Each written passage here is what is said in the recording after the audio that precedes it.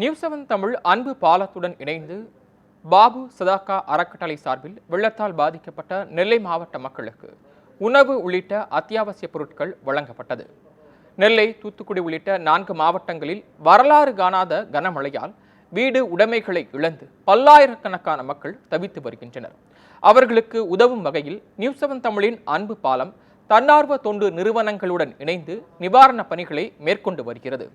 அந்த வகையில் மழை வெள்ளத்தால் நெல்லை மாவட்டம் கல்லணை அடுத்த பாட்டாபத்து பகுதியில் உணவின்றி தவித்து வரும் மக்களுக்கு பாபு சதக்கா அறக்கட்டளை நியூஸ் 7 தமிழ் அன்பு பாலத்துடன் இணைந்து 2500க்கும் மேற்பட்டோருக்கு பால், பிரெட், குடிநீர் மற்றும் உணவுப் பொருட்கள் வழங்கின.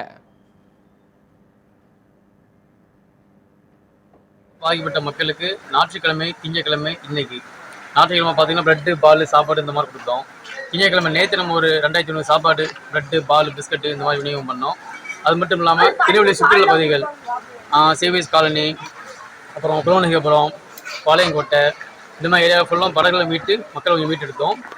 அதுபோக பார்த்தீங்கன்னா வெளி ஏரியாக்கள், ஆறாமணை, கொங்கராக்குறிச்சி இந்த மாதிரி ஏரியாக்கள் நீங்கள் சாப்பாடு கொண்டு போயிட்டு இருக்கோம்.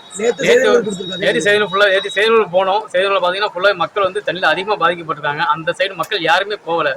தொண்டு நிறுவனம் நேரம் இருந்தீங்கன்னா செய்திநூலுக்கு போங்க. முடிஞ்ச அளவுக்கு போய் அந்த மக்கள் கொஞ்சம் காப்பாற்றுறாங்க. யாரும் போக முடியல.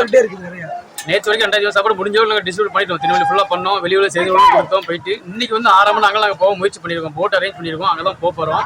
அதுபோல் இன்னைக்கு நம்ம சாப்பாடு 2000 சாப்பாடு ரெடி பண்ணிட்டு இருக்கோம். மக்கள் ஏதாவது சாப்பாடு தேவைப்பட்டாங்கன்னா நம்ம நம்பர் தொடர்பு கொண்டு நீங்கள் சாப்பாடு கண்டிப்பாக நீங்கள் வாங்கிக்கலாம்.